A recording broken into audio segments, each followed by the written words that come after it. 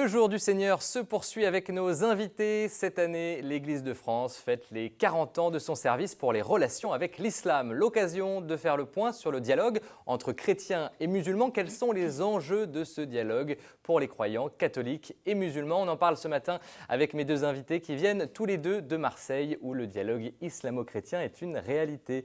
Sœur Colette Hamza, bonjour. Bonjour. Merci d'être avec nous. Religieuse Xavière, vous êtes responsable des relations avec l'islam pour le diocèse de Marseille.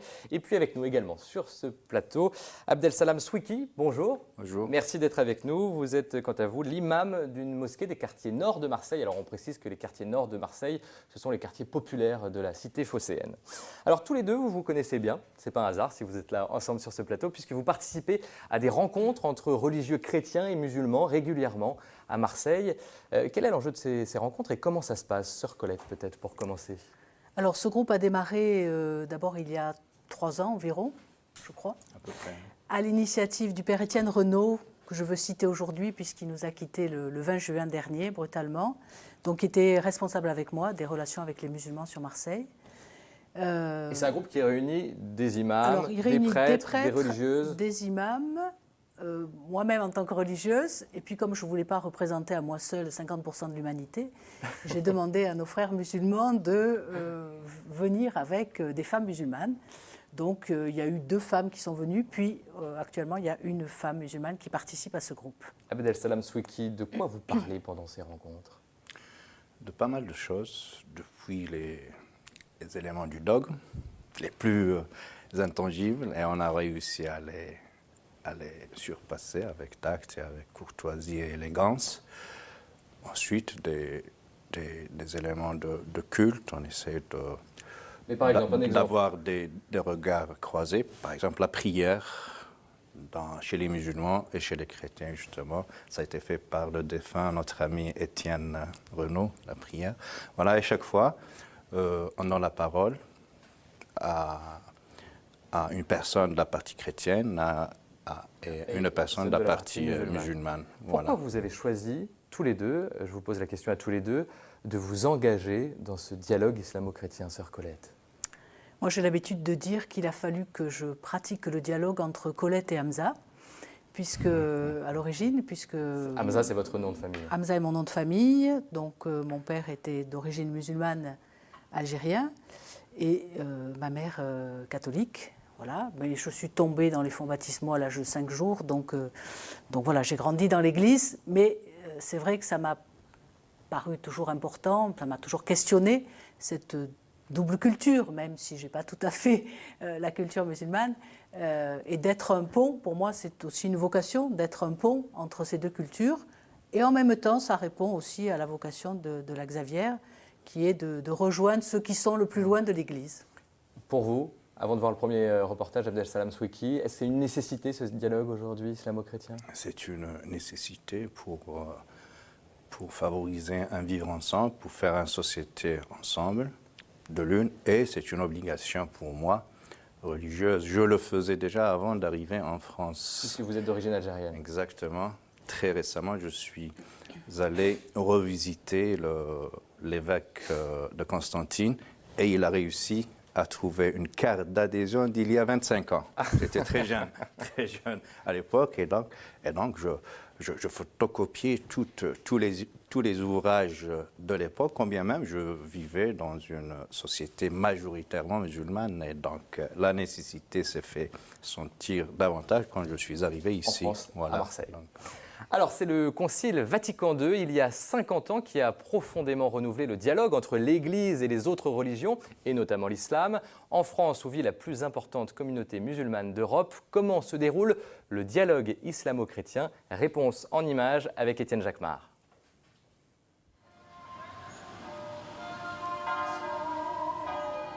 La France, terre d'accueil et d'immigration, est une république laïque.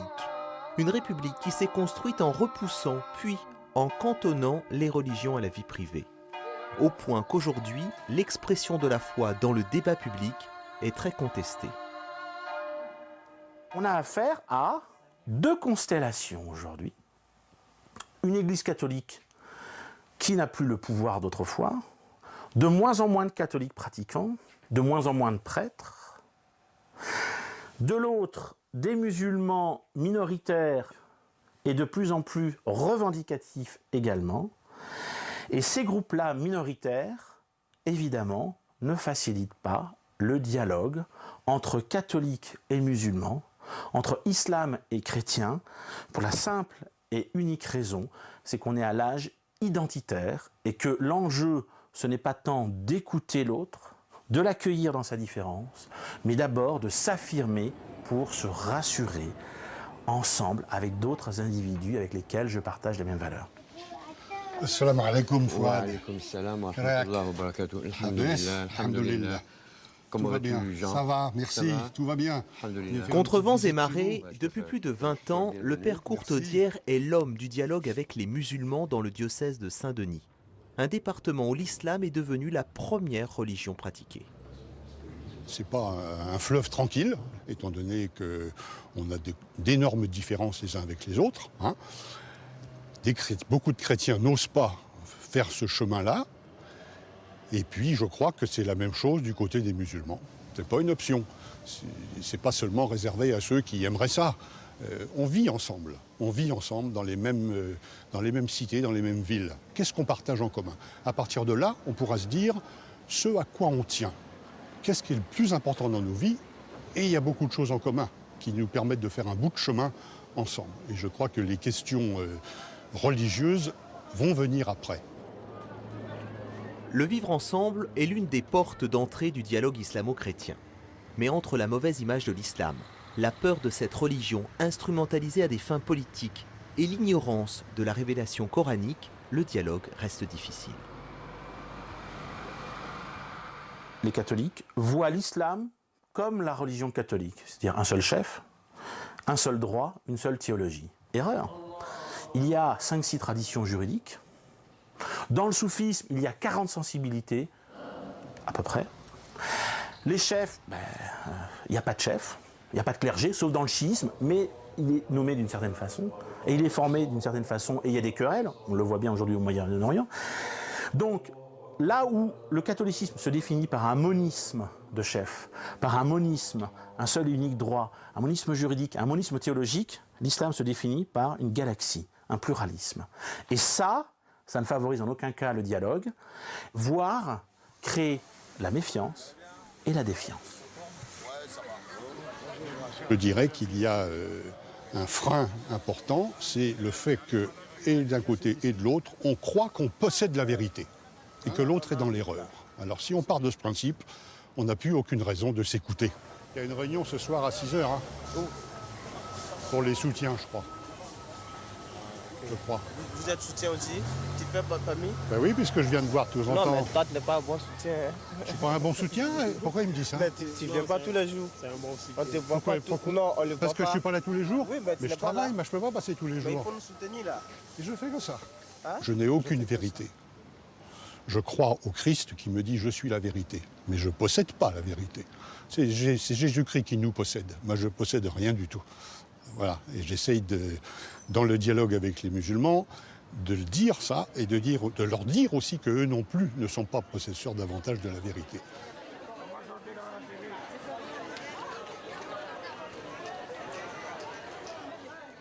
Sœur Colette, Tarek Oubrou, le grand imam de la mosquée de Bordeaux, parle d'un choc des ignorances quand il parle du dialogue. Est-ce que ce choc des ignorances, vous le constatez sur le terrain, au quotidien à Marseille, quand on vous parle de l'islam? Oui, Tarek Oubrou dit qu'il ne s'agit pas d'un choc des civilisations, mais d'un choc des ignorances. Et effectivement, c'est ce qu'on constate de plus en plus, sans doute. Par exemple? En tout cas, dans la rencontre avec des chrétiens, on voit bien qu'on a un certain nombre de préjugés, d'images sur l'islam, de peur, bien sûr, mais de méconnaissance de la religion musulmane. D'où la nécessité, et en tout cas, c'est le travail qu'on fait au sein de l'Institut catholique de la Méditerranée, au sein du service pour les relations avec l'islam, de formation. Et on constate aujourd'hui de plus en plus de demandes, ce qui nous rassure un petit peu. En même temps que monte la peur, on a des demandes de formation pour connaître l'islam. Alors, quelles sont ces peurs concrètement, par exemple? La peur, c'est d'être islamisé en France. C'est la peur. C'est vrai que le paysage français change. Je crois qu'il faut les entendre, ces peurs. on a l'habitude de voir des clochers, on a l'habitude voilà, d'un paysage français. On voit apparaître des mosquées, on voit apparaître des femmes voilées, on voit apparaître des pratiques qui ne sont pas traditionnellement dans la culture française, même si ces pratiques, elles existaient depuis longtemps. Et voilà, donc ce paysage qui change crée une peur chez un certain nombre de Français en se disant, voilà, on est envahi. Quelques chiffres, peut-être, on peut parler de chiffres parce que c'est important pour qu'on se rende compte. Hein. Il y a entre 4 et 6 millions de musulmans en France, dit-on, c'est difficile à chiffrer. 19 millions également de catholiques. Est-ce que vous les entendez, vous aussi, ces peurs de votre côté, Abdel-Salam Swiki? Les peurs chez les musulmans par rapport aux chrétiens et aux catholiques et à l'Église? Les peurs chez les musulmans, honnêtement, ne sont pas par rapport aux chrétiens à proprement dit. C'est par rapport au pays d'accueil en général et le traitement qui leur est fait. Et sachant que la chrétienté n'est pas au pouvoir, donc si parfois les musulmans s'insurgent et se sentent un peu malmenés par un certain nombre de dispositifs juridiques et autres. Mais c'est pas par rapport aux chrétiens ou à l'Église. Du tout. Est-ce que cette fois-ci dans l'islam, vous avez peur de quelque chose dans l'islam aussi vous? Est-ce qu'il y a des peurs chez vous par rapport à l'islam et à certains musulmans? Bien entendu, l'ignorance, l'obscurantisme, le littéralisme, la fidélité à la lettre du texte au détriment de la profondeur spirituelle du texte, ce manque aussi que nous accusons chez nous par rapport à nos amis occidentaux en général. Je ne parle pas exclusivement de chrétiens qui, eux, ont réussi à faire leur aggiornamento, leurs réformes successives. Et nous, en revanche, nous peinons à instituer cette réforme et surtout de faire en sorte qu'elle soit adoptée par l'ensemble des musulmans, par la masse. Donc, elle se trouve chez les élites, chez quelques élites, mais pas davantage. Colette? Oui, moi, à la fois l'Église a fait un aggiornamento à Vatican II, dans cette entrée avec le Concile Vatican II, en conversation avec le monde et en particulier avec les religions, comme disait Paul VI dans Ecclesiam Suam. Mais je pense que tous ces textes de l'Église qui parlent du dialogue, ils sont loin d'être entrés dans le cœur d'un certain nombre de chrétiens. Donc il y a encore tout ce travail à la fois de connaissance. Moi, je suis très frappée lorsqu'on fait des formations sur le dialogue et pas seulement sur l'islam, il faut les deux, que les gens méconnaissent complètement ces textes et découvrent tout à coup, ce qui est bien, ils arrivent à les découvrir, que ce qui est au cœur de l'Église, c'est bien ce dialogue avec l'humanité et avec les croyants des autres religions. Concrètement, comment se vit ce dialogue sur le terrain, par exemple à Marseille, où vous vivez tous les deux, sœur Colette? Le dialogue, on a l'habitude de dire dans l'Église, il y a 4 formes de dialogue, le dialogue de vie, le dialogue des œuvres, le dialogue des spécialistes, des théologiens, et puis le dialogue de l'expérience spirituelle. Alors le premier dialogue, et celui qui me paraît essentiel, c'est celui du dialogue de vie, bien évidemment, qui se fait à la sortie des écoles, qui se fait dans les quartiers avec le voisin de palier, voilà. Donc ce dialogue-là, il est essentiel pour construire le vivre ensemble. C'est celui-là qu'il faut bâtir. Et il se fait dans un certain nombre de lieux à Marseille. Abdel-Salam Swiki, concrètement, au quotidien? Si on parle de ce dialogue, si vous voulez, institutionnalisé... Le dialogue de vie, on parle du dialogue de vie, voilà, par exemple. Avec nos amis chrétiens, on a, à notre niveau, institué 2 niveaux de dialogue. Un dialogue, on va dire, un peu savant entre imams et curés, qui traite d'un certain nombre de problématiques un peu pointues.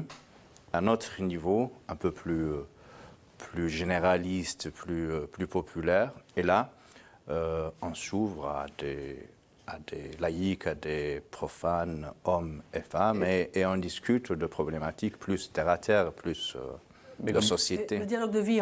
C'est quoi pour avoir un exemple très concret? Le dialogue de vie, c'est je parle à mon voisin et je rencontre d'abord... Enfin, voilà, le dialogue de vie, c'est d'abord rencontrer un frère en humanité. C'est pas d'abord rencontrer un musulman ou un chrétien ou un je ne sais quoi. C'est important à rappeler.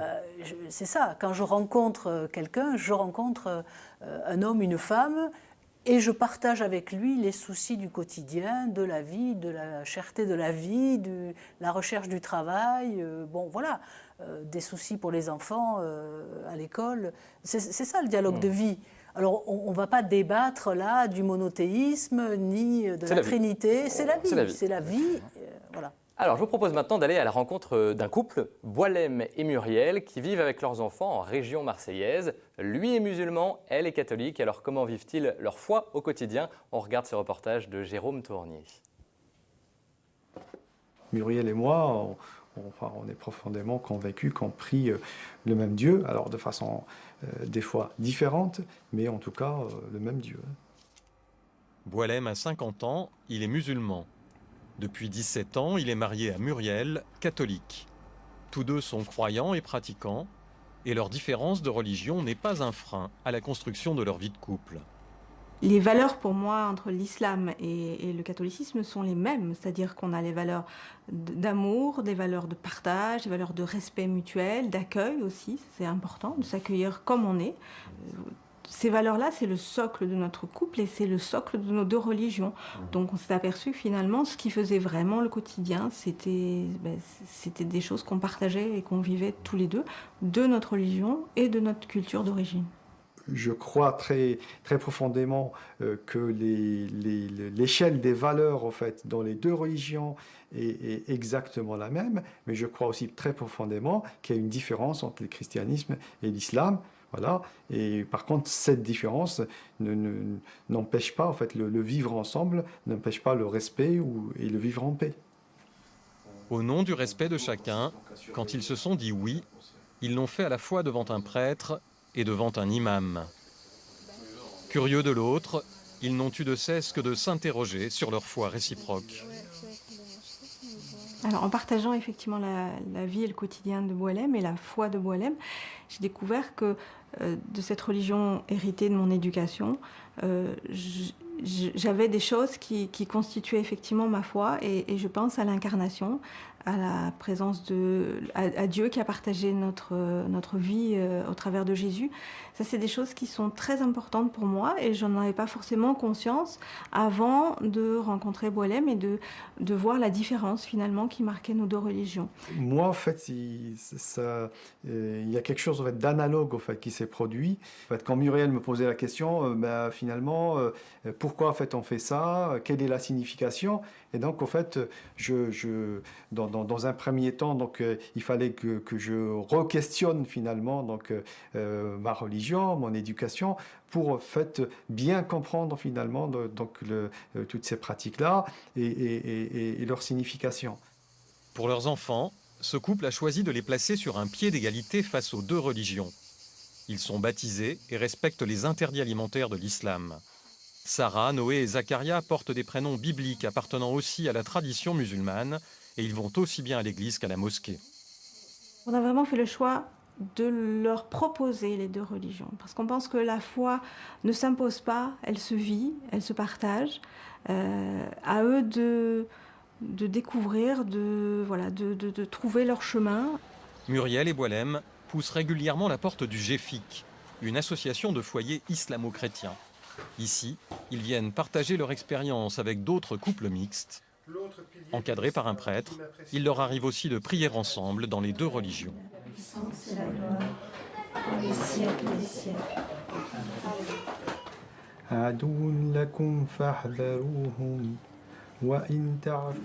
Est-ce que les musulmans et les catholiques croient vraiment au même Dieu, comme le dit Muriel? Je pense que ce n'est pas la bonne question. En tout cas, le mot même est un mot très ambigu. Nous avons la même chemise, veut dire qu'on en a deux. Nous avons le même médecin, veut dire qu'on n'en a qu'un. Donc, vous voyez, les textes du Concile disent « Nous croyons ensemble au Dieu unique ». Et je crois que la formule est meilleure que de dire « le même Dieu ». Ceci dit, nous croyons à ce Dieu unique de manière différente. Abdel-Salam Souki. Tout à fait d'accord. Dieu nous a créés à son image et c'est le même Dieu, sauf que l'homme a réussi à renvoyer à Dieu le même comportement et a réussi à le recréer à son image, d'où justement cette variété. Et il ne s'agit pas d'une différence exclusivement entre chrétiens et musulmans, même à l'intérieur des musulmans. Ça m'arrive parfois de me demander si avec un certain nombre de mes co-religionnaires, on adore le même Dieu.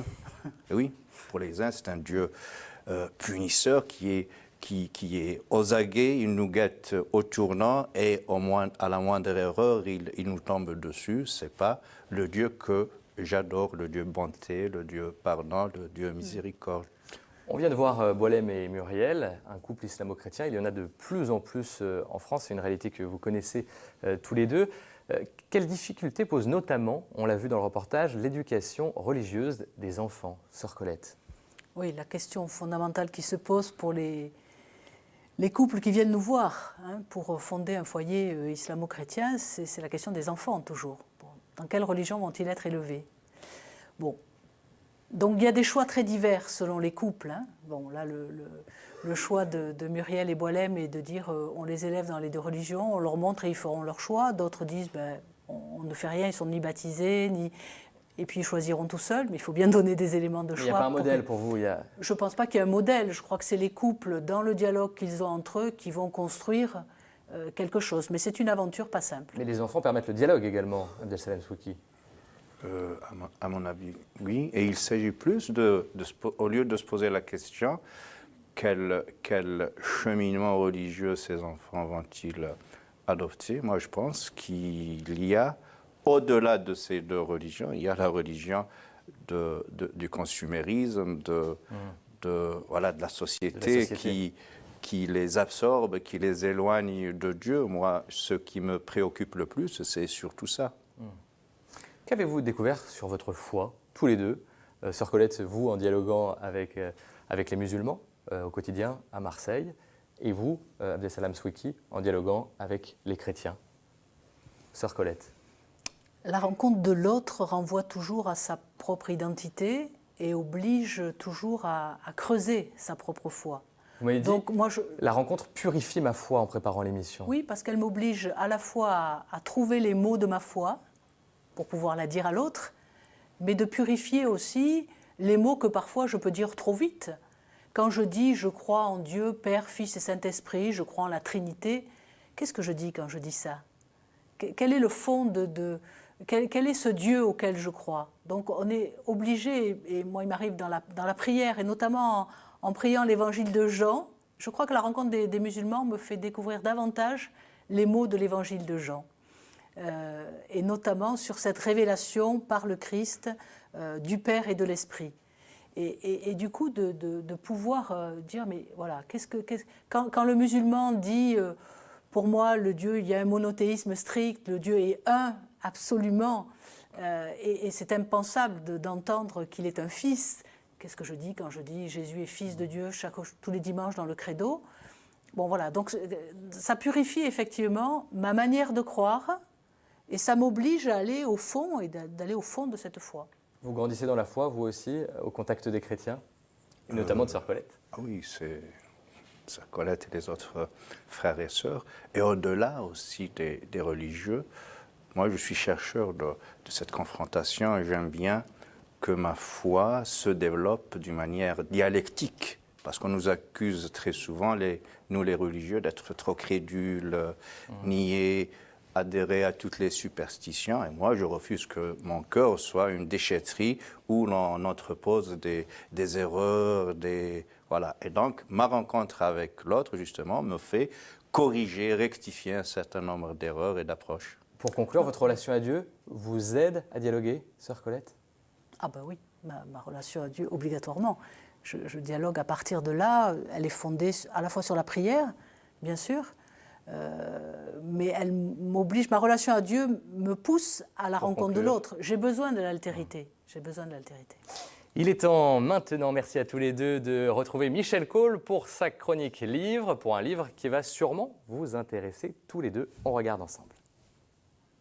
Le dialogue islamo-chrétien pose question. Les tensions au Moyen-Orient et leur impact chez nous alimentent ce malaise. Dans un livre d'entretien, un prêtre et un imam plaident pour développer le dialogue entre chrétiens et musulmans.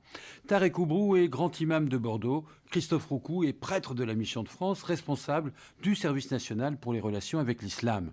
Leur livre est courageux. D'abord parce qu'ils osent ramer à contre-courant du sentiment général de repli sur soi. Ensuite parce que ces deux pédagogues du dialogue n'éludent pas les sujets qui fâchent. Les mariages mixtes, le prosélytisme, les conversions sont franchement débattus. L'autre réussite de ce livre est de présenter deux authentiques chercheurs de Dieu. Car on ne dialogue pas seulement pour vivre ensemble, rappelle Christophe Roucou, mais pour vivre ensemble comme des chercheurs de Dieu. Le prêtre et l'imam, entretien d'Antoine Dabundo avec Christophe Roucou et Tarek Oubrou chez Bayard. Est-ce que vous apprenez à chercher Dieu ensemble, comme le dit le père Roucou? Exactement, je connais les deux personnes et beaucoup plus Christophe Roucou que Tarek Oubrou, bien sûr, qu'on chemine ensemble et qu'on cherche Dieu ensemble. Sœur Colette, pour conclure. Oui, je crois que le fait de dialoguer nous conduit, nous tourne les uns et les autres ensemble vers Dieu. Eh bien, un grand merci pour votre témoignage ce matin sur le plateau du Jour du Seigneur et bon retour à Marseille. Avant de se quitter, quelques conseils de lecture, comme d'habitude. D'abord, ce numéro spécial de la revue du service des relations avec l'islam, qui, je vous le rappelle, fête ses 40 ans cette année. Et puis, un autre ouvrage, Le devenir de l'islam en France. C'est un ouvrage collectif écrit par des spécialistes du dialogue, chrétiens et musulmans, chez DDB Éditions. Et puis, pour apprendre à connaître la culture de l'islam, la revue Nour. Nour, ça veut dire lumière en arabe. C'est la nouvelle revue de l'islam éclairé.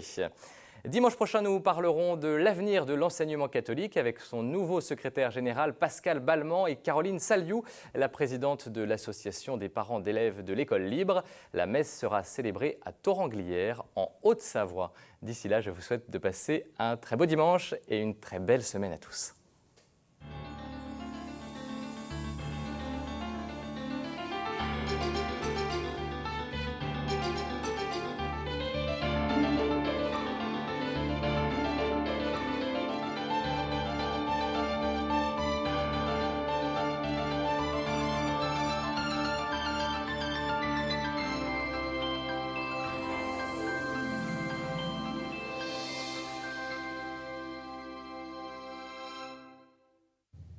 Avec grand plaisir, je vous retrouverai dimanche prochain. En attendant, excellente semaine à tous.